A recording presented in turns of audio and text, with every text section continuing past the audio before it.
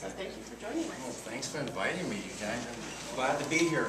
How much time do I have? Because I have like 5 pages, and I don't know how long I can go on for 5 pages.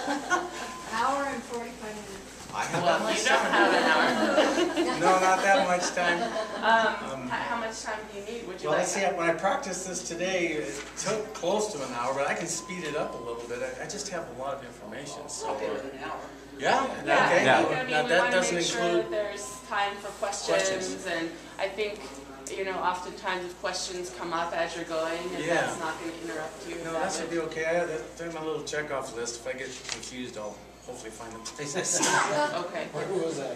Yeah, where was I? All right. All right, well, I'm very glad to be here. Let's see. You know, I grew up in a small town in California. It's about an hour and a half from the border, from the San Diego border, Tijuana border. And we definitely had agriculture, and we had, in fact, we had the old Bracero.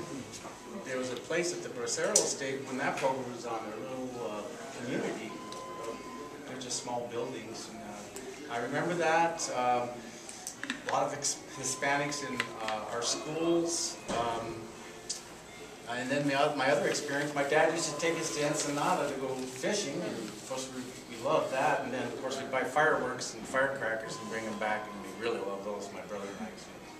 We like to blow up things. So that's pretty much my experience as a kid as far as immigration was concerned. I didn't pay much attention to it, and an hour and a half away from the border. And then at some point I went into the sheriff's department. I worked in the jail bureau for 3 years, and working in the jail was difficult, and this wasn't for me. So I started applying. I've always loved Spanish. I did really well in school with it, and so the Border Patrol was kind of attracting me that way. I had some background with law enforcement, and then there was the Border Patrol. So I applied and I got hired. I was 27 when I got hired. Let's see. There we go. Okay, I'm not going to go there. So, well, the training's really very intense. I just wanted everybody to know that. We went to an academy for 4 months, and we were hammered with immigration law and Spanish every day, like 2-hour classes of each. And we also had firearms and the typical law enforcement stuff, so it wasn't easy. Then we graduated from the academy. You go back. My office was in El Cajon, California, which is not right on the border. It's maybe 25 miles in. It's called a backup station. So thank God I wasn't right on the Tijuana border, because I would have never stayed with them. I'm clear about that. We had a lot more freedom where I was from, and different assignments that we could do. Let's see. My first 2 years in it, I can remember this as clear as day. I could not believe that they were paying me to do this job. I was in heaven. Because we were in areas kind of like Montrose. Of course, it's at sea level, but in San Diego, back county, lots of pastures, lots of mountains. I was in a real small office that only had 8 agents, and we didn't have the pressures as the same guys did on the line. It's called sign cutting, which is tracking people. That's what we did. We tracked them once they crossed the line and got into our areas. We had certain places that we'd check for footprints, and then start working the groups as we did that.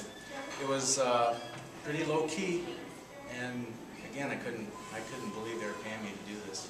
Especially after that first year, because it takes a full year to get hired, and you have 2 oral boards. You have to pass the academy. You have to, and at 5 months you have an exam where it's in Spanish and you're translating, and then you have a law test too. And then again at 10 months they have that. And if you flunk either one of those, they boot you. So it's an intense first year. And believe it or not, anybody that's gone through the Border Patrol Academy is highly sought after by other federal law enforcement agencies, because they know about especially the Spanish training, and they know it's a tough year. Then reality set in. We got a new boss in my office, and they took us from the area we were working into what's called City Patrol. So we're all of a sudden we're in the middle of Escondido or Oceanside, northern San Diego County, and then the stuff starts happening. We're starting to get in vehicle pursuits, foot pursuits. You know, people run and we chase them, and people get hurt doing that. It's just a dramatic shift in what we were doing. Let's see here. We also worked the train yards, which is that's very scary, especially in Oceanside and Camp Pendleton. You know, a lot of people ride the trains to get further north. If you're standing between those cars where they knuckle together and the engineers are bumping the cars, they hit them to make sure that they're locked in or moved. A couple people lost one of their feet when they were standing there because they just didn't know. And that's one example of how people get hurt in this enforcement stuff we do. The most dramatic things that moved me and really woke me up in that time frame were two of my friends got killed. One of them he was half Japanese and half Mexican, and he went over to DEA early on, and they were using him in an undercover operation with some Taiwanese criminals, crooks, whatever you want to call them, and he got killed. It was a rip, what they call them. It was for $80,000. He was supposed to buy some dope from them, and they just, as soon as they got in the car, they shot him to death. And then another friend of mine was killed. They worked smuggling groups or organizations, and it takes surveillance. You got to sit out there and watch him, you know. So he's in a van in Oceanside watching the house, and somebody just walked up and shot him to death. So then, you know, this isn't this dream that I was, you know. Now I know why they're paying us what they pay us. It got pretty scary. I saw one Mexican kid who was about 20 years old. We used to watch the freeways in San Diego on I-5, and you could park up on the on-ramp, or the on-ramp. And you can look over and see the cars go by, and you can see if people are inside. And this little car came along, and we could see the people, you know, hiding behind it. So we pulled the guy over. He's in the center divide. We get out to arrest him, and he decides he's going to run, so he jumps over the center divide. Well, most of San Diego, you can jump over and run, but this spot was on Civic Street, and there was a large gap in the freeway. And down he went, 60 foot, and he died within minutes. And my partner and myself had to sit there with this dead body until the sun came up, and the other agencies had to come do an investigation to make sure that there was no foul play or anything. You know, all of a sudden this thing, it's deadly. And I mean, I saw one young lady running what we used to call the tubes, or these big drainage tubes underneath the freeways, and it's a common way that they run to get away from us. Well, what she didn't know is the tube, you could run into it full speed, but then it dropped down about halfway in. And it's total cement. And she was running full speed in the dark, and she slammed into that cement, whatever you want to call it, ledge, and it just, I mean, the facial damage it did to her, and you know, we had to take her to the hospital, and I think she had to have surgery, if I remember right. And, I mean, these are just some examples of what goes on down there in this cat and mouse game that our government's got us doing. And it's, I myself almost got, I like this story a little bit, because I'm riding on the, I'm riding shotgun, as you call it. So I'm the passenger in a Jeep, not a Jeep, but a Dodge Ram Charger. My partner pulls over this guy. Let's see. So I start to get out of the car.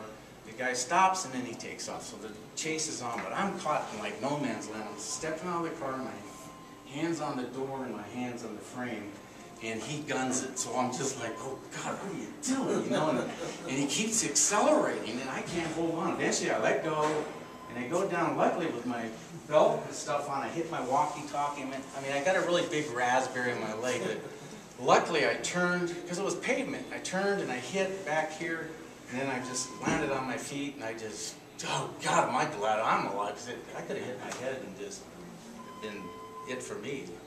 So all those things made me, shouldn't say other people, I don't know how I started really questioning, like, what is this about?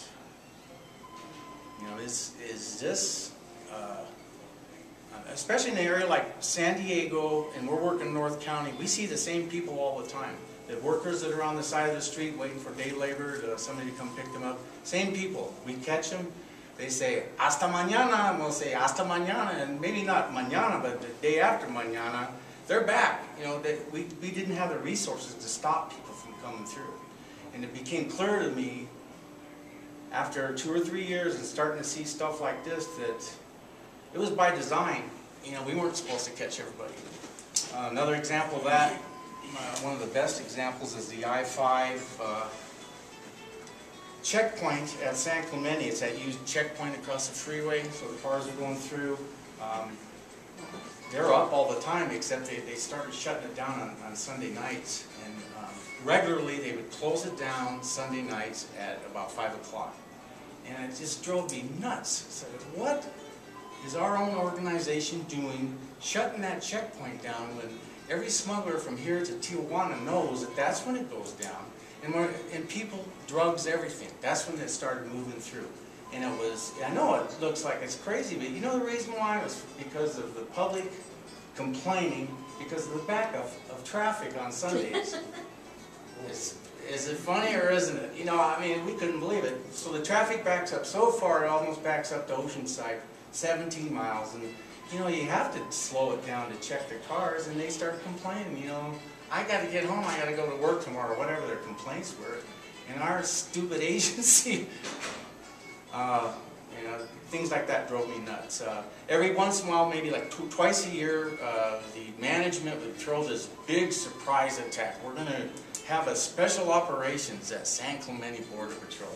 So they'd shut it down, but meanwhile they'd call all of us from outlying stations in, and we're all sitting back there waiting. We waited about an hour after it shut down. Then they'd open it back up. Oh, big surprise. So you see cars, or people are bailing, they're running west toward the beach and falling over the cliffs. It's just madness. And within probably 2 or 3 hours, we'd catch anywhere from 200 to 500 people, and then we'd have to shut it down. And so we'd do that maybe twice a year, you know, and there'd be big headlines. Oh, look what we did. And meanwhile, what about the other 50 weeks? So things like that really started bothering me. I started to question what this whole thing was about. I still have dreams about it today. Oh no, I had a dream back then on one of the car pursuits that I was in. I ran up to catch the people, and it was my son inside. So it was really eating at me at some human level, fatherly level, or, you know, every one of those people we caught were someone's family member. And I know from my own experience, most of the people that I ran into were people coming here just to work. They weren't criminals like these idiots in the papers are now saying, like they're all invaders, and that's a bunch of baloney.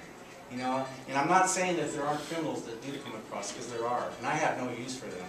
I don't care where they're from, if they're from Colombia or Mexico or anywhere, they need to be in jail.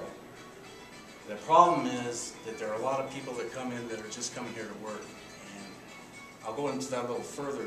It's just not entirely their fault that they come here to work. Our government's involved in it too. Any questions so far? I get kind of carried away. Their government's involved too. Oh, absolutely. It's all about greed. It's all about U.S. taxpayers paying in the Mexican port. By the way, I focus pretty much on Mexico because that's what I've studied the most since I've retired, and that's where I have my most experience. So I don't mean not to include the other countries in Central America and Latin America. I pretty much talk about Mexico. And my understanding is that of the undocumented here, wherever there's 10 million or 20 million, it's probably pretty close that 50% of them are from Mexico. So that's who I concentrate on. And yes, it's about greed. And I didn't know that when I was a young kid. You know, they put you through this academy, and we were paramilitary, you know, I mean military, whatever you call it, where, you know, we march like Marines, we're dressed in the uniforms and all that stuff, and you go out thinking like, oh man, I'm really doing something for my country, and I don't believe it was for our country at this point. It's for people making money off of the deal. All right, it's important, I think all of us know, I don't know, how many people here have lived on the border or have an idea, I mean, right on it, or anybody here? I mean, like... I grew up in Southern California. Okay, were you like down in San Diego? No, or? we're not that far south. Okay. So you have an But I idea. have a pretty good sense of what's Well, I thought I did too until I started working in it. And the closer you get to it, of course, the worse it is. And then you really start knowing what's going on. You know, I didn't even, when I was working there, realize how many ports of entry there are. There's many of them. There's 357 on our 1,900 plus mile border. The largest ones are like San Diego and El Paso. Recently, I just saw an article, San Diego port of entry, 50,000 cars pass across that port every day. Not every month or every year, it's every day. They have 24 lanes of traffic going north. So these people are all funneling in their cars, they're border crossers and people that work here or come to shop here or people returning from vacations or whatever. And along with the cars, there's 25,000 people on foot that come across to the pedestrian lanes. So that's a lot of people every day. So keep that in mind when you think of these, like they're probably debating tonight saying, we're going to secure the border. I say, well, wait a minute. You look at that port of entry, and how are they going to, they're not going to stop the traffic. That's one thing I'm sure of because of the economy. Mexico's, as far as economies go, we're like second trading.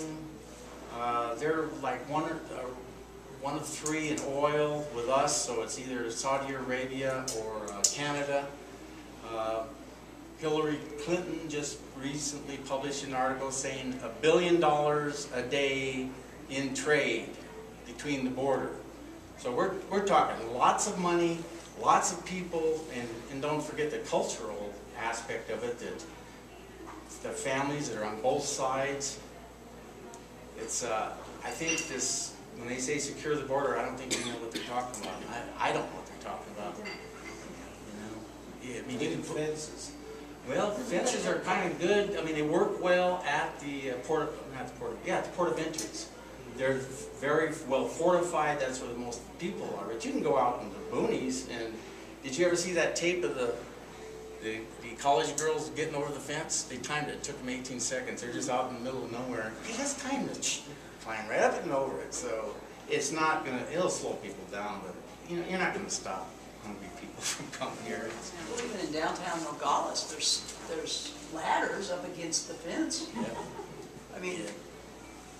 So you know, you see it. It's a big problem with that. Let's see where else was I going to go with all that. I think I got all that. I don't know if the United States can afford to put the boots on the ground. If they really were serious about stopping this, which I still question, I don't know if we could afford to do it. You know, that's a long border. You'd have to have 3 shifts of people. You know. Can I throw something out here? Sure. Is that today the military uses drones. Of course, everybody's heard of that. You don't want to use them on the border. I have no idea how much a drone costs, but I would imagine it's going to keep somebody in the coffee money for quite a while. And Betcha. if we start building drones, it's another. They're already in use, is my understanding, not a bunch. Yeah, to patrol the borders instead of, they got FLIR and they got all this other stuff. Well, you can have 1 million drones in the area, you still have to have somebody on the ground. On the ground to chase people. Yeah, because I mean, we had sensors when I was, these are old military sensors. Yeah. And these canyons are like 10 miles from the office. Our dispatcher calls up and whatever sensor's going off. They'll just run right down there. Yeah, we'll be there in a few minutes, and then you get out there, and if they know what they're doing, they're already gone. Yeah, So it's, you have to have the people on the ground, and I don't know if we could afford to do it. Yes, ma'am. Wouldn't it be simpler to save all that money and save all that foot power and just come up with a simple program so that people could come over legally, do the work, and go back home when they were through. I don't understand why we are talking millions of dollars for fences. You go to El Paso, our side of the river has razor wire and barbed wire and federales with guns. It doesn't make sense to me. And there are a lot of Mexicans there who come over legally. Right. They have passes, and what you were saying, 20,000 come through Right. the And gate. and don't forget the semi-trucks that are Right. with all the But I just, trade. and I know I may be jumping ahead, but I. Well, you're not. it's I think right. that's the crux of the problem. I don't think anybody, look, in my opinion, let's start with the Mexican government. They benefit by it being the way it is. Yes. Now, how much, do you know about remittances that are sent back home? Okay, so that's huge. Billions. It is. It's right up there. I read in an article that foreign capital coming into Mexico, oil, remittances, trades up there, and of course, drug profits are up there. Of course, they don't want to talk about that, but that's just as much as of it as anything. So it's not in their interest to make it work, because somebody's cashing in on this on both sides. I mean, I think the U.S. government, so what do we get out of this deal? Well, not maybe we, but what's the U.S. government? I mean, one thing right now, the big thing is the Corrections Corporation of America. They've privatized the immigration jails. You know, our government's not running it, a private group's running it. And they get like somewhere between $125 to $200 per head per undocumented person that's in that jail. Per night. A night. And that's our money. Yes, that's our money. John McCain was involved in this, and I don't like that guy. And he, you know, so SB How do we 10, expose them? what's that? How do we expose them? Well, they have, you know, they even found one, I have so many articles, they found one place somewhere in the Midwest where the judges were receiving bribes to put people in jail from the correction. Private jail. In the private jail, right. So keep my jails full and we'll pay you back some. You know, this is happening in our country. I mean, I know about corruption in Mexico, and I'm starting to learn about it here too. Well, and if I can just add in there, I mean, it's a corporate issue. Wells Fargo is one of the largest investors in the detention centers across the country, and that's it. Now, I didn't know that. I don't know too much about it, but there's some groups over in Denver that are starting to work Now, on. that's work on fascinating. that. Yeah. Wells Fargo. I didn't hear that. The largest investor of what? Wells Fargo is one of the larger investors in the whole privatization of the detention centers. Yeah. Here's another little tip about Wells Fargo. Go ahead. Oh, I was just gonna say, so we need to take our money out of Wells Fargo and put it in a community bank, that's what we need. I'm not sure any of the bank, well, community bank holds it. Montrose Bank.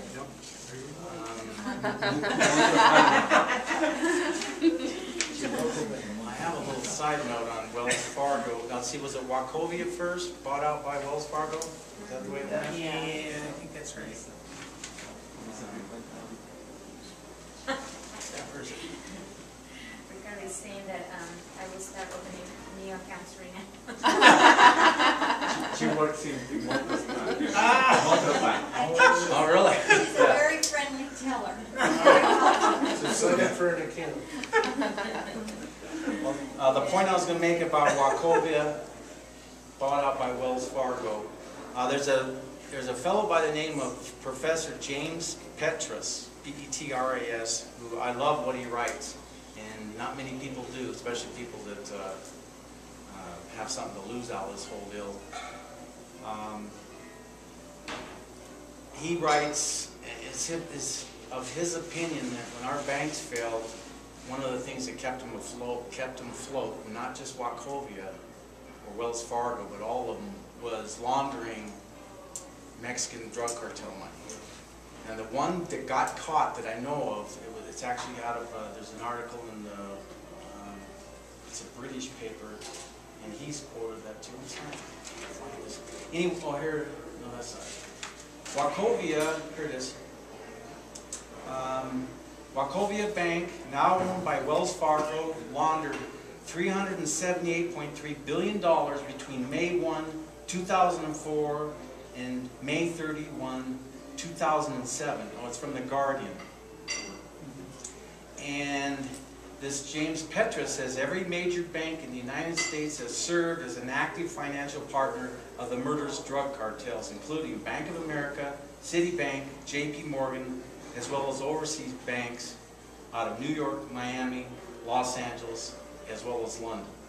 Now, whether that's the truth or not, I'm not sure. I believe the thing about Wachovia, because they actually got fined. I mean, if they made 378 billion, I think they got fined like 50 million. You know, big deal. It's nothing compared to what they did. And it's just the way our country's going and all the different things that show up like this, it doesn't surprise me. That, I mean, I have questions about the Mexican president, Calderon. I have strong feelings, and I've read things that the election that he got put into office in 2006 was a sham. I think the other person's name is Moreno. Actually, Manuel Lopez Obrador actually won the popular vote, but shenanigans pulled right at the end. They stick Calderon, and Calderon is buddies with. Here, Florida in 2006. I didn't hear what you said. It can't happen here. Oh no! Yeah, right. So God knows it couldn't happen in Mexico. So, and then what happens when this guy gets into office? The drug war starts. Who knows in here how many people have died since 2006 in the U.S.-backed Mexican drug war? Tens of thousands. Thousands. Well, it's up in the 40,000s now. 40,000s, and it could be as high as 80. There's a lot of people that have disappeared. No one knows about it. They, you know, you can't count them as dead, but they've disappeared. Look at Ciudad Juarez. That place was the shining star of the NAFTA and the maquiladoras, and there's nothing there now because of the violence. It's crazy. And there's this guy that we support, and he blames us. So here's another thing I'd like you to think about. Think about something called Merida funds. Does anybody know what that is? M-E-R-I-D-A? Merida fund. That started back in Colombia. U.S. tax dollars going to support the anti-drug efforts there. It still happens in Mexico. We send them, you know, it's hard to find. Over a 4-year period, apparently it's 3.6 billion. That's the figures I have. So we send money to Mexico, and we send intelligence, and we give them helicopters, all to fight this drug war. And convince me that the drug war isn't run by the biggest cartel of them all, which is the Mexican army. You know, and then I'm quoting a fellow by the name of Charles Bowden. I mean, if you want to read about Ciudad Juarez, read this guy's books. There's one called Down by the River, and there's one called Murder City. He's a journalist that's worked in Juarez for years, and this man knows the truth about what's going on, and he writes about it, and boy, you'll never hear a U.S. politician even, I mean, our own president goes down into El Paso on May 10th, which is close to Mother's Day, and you know, what he was doing in my mind, he's hustling Hispanic votes, which is fine, that's his job. But he's speaking from El Paso, and our sister city, or Mexico's sister city to El Paso is Juarez. He's speaking from somewhere, and he's facing Juarez, which is ground zero for the Mexican drug cartels. And do you think he would even acknowledge that the problem of this drug war? It's like, you know, El Paso's great, there's no problems here, you know. He doesn't even acknowledge where our money's going and what it's contributing to over there. And one quick thing on the arms that are going south, the handguns and everything else that they can buy, they're manufactured in the United States. Indirectly, U.S. manufacturers, although they're not supposed to ship them south or sell them to anybody, they're still going there. I mean, even our own you know, what is it, Operation Fast and Furious. They ran, you know, ATF really goofed up on that one because they did, which is common. It's common to do with drugs and immigration smuggling cases with people. It's common to let the load go, but they let the load go south.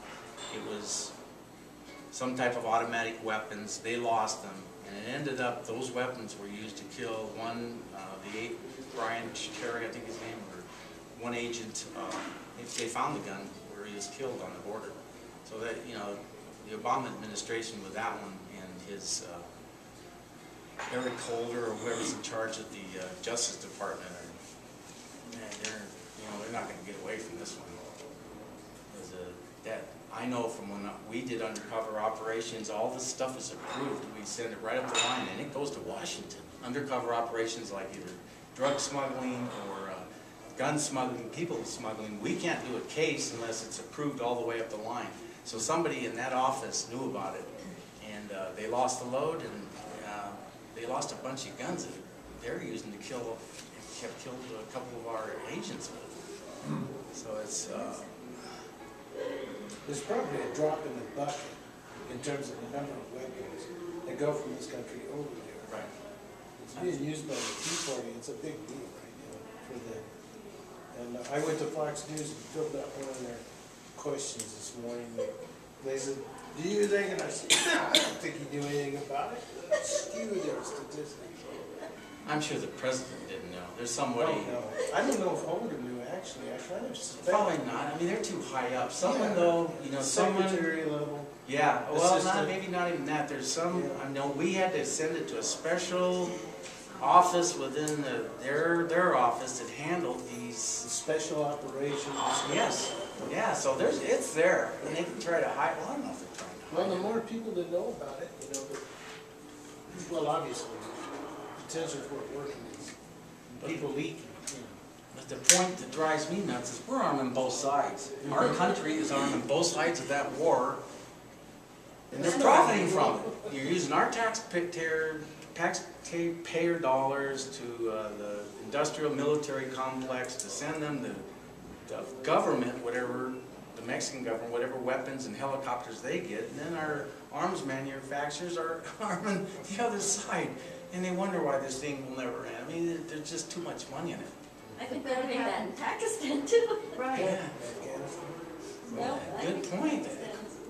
We gave arms to Osama bin Laden way back when he was fighting Afghanistan. And Gaddafi was a buddy, and that's about oil. So why does our country prop up somebody like a Gaddafi or a Osama bin Laden way back when, or a Felipe Calderon, and turn a blind eye to 40,000 people being killed since 2006? You never, or I've watched this for 2 years, I have seldom hear any U.S. politician blame the Mexican government for anything. It's just kind of like they don't say anything. I mean, every once in a while somebody will speak up, but it's very seldom that they do. Well, they blame liberal. Yeah, and they blame the undocumented. That's the other part. You know, their propaganda is so turned around that the people causing the troubles are economic problems, and the invaders are people that come over here without documents. That's the way it's set up. And I mean, I read blogs every day. I read hundreds of them, you know, and New York Times, LA Times, Wall Street Journal, a lot of the big papers, I go right to them. NPR, you'll see an article on immigration, and then you start hearing these people below start yapping their jaws about it. Well, if they secure the border, and it's all those, you know, it's those invaders' fault, and we're being invaded, and they don't see the entire picture of what it's really about, as far as greed, and two groups of people are being used. Citizens here that pay taxes are used, and people that are forced or coerced from Mexico to leave to come over here so they can feed their families. They're in the same boat. But do you think Americans are smart enough to figure that out? I don't know. They're too brainwashed. And we were mostly all immigrants at one time or another. Yeah. But most of these people are the kind of people we need. I wrote that in a letter once about how people are honest, hardworking people. Absolutely. How many, you know, I just think that we ought to go along with Holly, if we opened the borders up a little more, if we gave people permission to come here and work, okay? I think that one of the bright spots in this is that a lot of places are beginning to see that eliminating these undocumented workers is not really such a great idea. We've got people with crops rotting, we've got all kinds of these jobs that are being construction jobs. And the appeal is that, well, they're taking jobs that, you know, away from us. That's always been that way. When the Irish came here in the 1850s, it was the same way. Yep. You know, the violence against these people. Black people moved to New York. It was, you know, it was bad. They lynched them during the Civil War because they were taking jobs. I mean, it's an old story. It is. But if we, and they all came out okay. At least I did. I came out all right.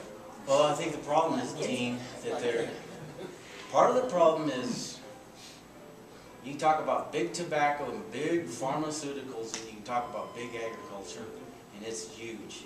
And as far as I know, it's probably the majority of the people, or a good part of it, are undocumented coming here. Because of, you know, I think they get paid less wages. The people that are making out of it are the ones that own the farms, and you know, if they start to see verify through. I mean, when I was in the Border Patrol, there's huge, in San Diego, tomato fields go for miles, strawberry fields, all that stuff. You know, one day we're out there, they say, now's the time to do what's called farm and ranch check. So they get us a helicopter and we go out there and we'll catch maybe 10 or 20 people and probably run off 600 or 700 that you can't catch unless you have 100 times the agents that we had. Guys going across the freeway got run over, chasing, you know, just trying to get away because it's right there on the freeway, and I-5 in Carlsbad. And then all of a sudden they stop. Somebody says, no, I don't think we want you working out there. Let's go back to the city. And you know it's somebody saying, we have crops here that need to get these crops in. Don't send your agents out there chasing these people off there. We need the crops picked. So that somebody with some kind of influence, financial or whatever, is calling the shots. And we're sitting there going, who do I work for? Why are we even doing this? That's my problem with it. Let me see what else here. All right, I got, real quickly, I don't think that the elite in Mexico who have the money have a lot of interest in things changing, and it has to do with, and NAFTA's another part of it. Guess when the largest influx of undocumented people from Mexico happened in our history? Right after NAFTA. NAFTA, exactly. Bill Clinton pushing this through, oh, this is great, you know, whatever his line of baloney was. One example is corn. U.S. corn is now put small corn farmers in Mexico out of business. Walmart's in Mexico. Guess who's the largest retail box store in Mexico? It's the same one that's here. So small businesses suffered from it. All these people start coming north. They're going to go to the maquiladoras on the border. You know what they get paid per day? It's not much. It's like $10 a day, if it's that. And they don't have clean air rules, they don't have safety rules. Yep. They don't have any place to live. They're Right. living, you know, running electricity, and they're living in shacks. There's a lot of places there's no They live on the dump. Yep, there's We no were down there, sewage. yeah. All right, And good. they build little shanties out of plastic cardboard on the broken glass on the dump. Yep. I mean, it's amazing. People, I'm glad you saw that, because people don't usually see that. Oh, well, no, we were with a church group and we took kids down to, it was called a Border Immersion Project. Yeah. And we got right down, this was before it became Murder City, or we would not. What was have it, taken- Juarez? Juarez, yeah, El Paso, Juarez. But we went right out to the dumps and saw where they lived, and our kids were just in shock. They just couldn't believe that people really lived that way. Yeah, they need to see it, because it's, I mean, here's El Paso, or here's San Diego, and there's Tijuana. San Diego, one of the vacation spots on the world. Here's Tijuana, just poverty and all the stuff that happens down there. And then there's this line that someone says divides the two. And you know, why is San Diego SeaWorld and all that wonderful stuff, and Tijuana is, you know, has all the problems it has? You know, it has to do with both governments, I think, at this point. I forgot what else I was going to say about that. Oh, here's a little tidbit for you. All right, so I found an article, and I think it was the Texas Observer. It talks about, you know, and I didn't get it all down there, but just take one port of entry somewhere in Texas. Within the last year, they've caught 1,600 people from India. They're all Sikhs, that religious group there. S-I-K-H-S. It's common, it happens. I mean, they come here. So they're being smuggled from India into Mexico across our border. And if they catch, no matter how many they catch, they're going to all ask for asylum because of religious reasons. But how, you know, so we caught 1,600 last year, and you know, they're starting to see these red flags. Well, 1,600 Sikhs from right here. What's going on with that? And you know, my feeling is smuggling of people and drugs in Mexico, they have no interest in changing it because they're making too much money. I mean, somebody's greasing the palms along the line from India through Mexico to here. So why would they want to stop that? And we didn't, you know, and that's just one instance. So our borders are a lot more porous, or maybe everybody knows that, they are porous. And especially that example kind of bothers me, because they know what's going on, and yet it's not stopped. Okay, Americans, taxpayers are mad. Of course they're mad. You know, I just was in a emergency room in Sacramento, and I could not believe the amount of people that were there and asking for some kind of medical service. There were so many. There must have been 60 people just sitting there for hours, and they can't get in. You know, people that are born here or white or whatever you want to call it are prejudiced because they see people of color. They're there waiting for services, so they start saying, you know, well, I can't even get waited or seen by a doctor because of all these other people. And there's some truth to that.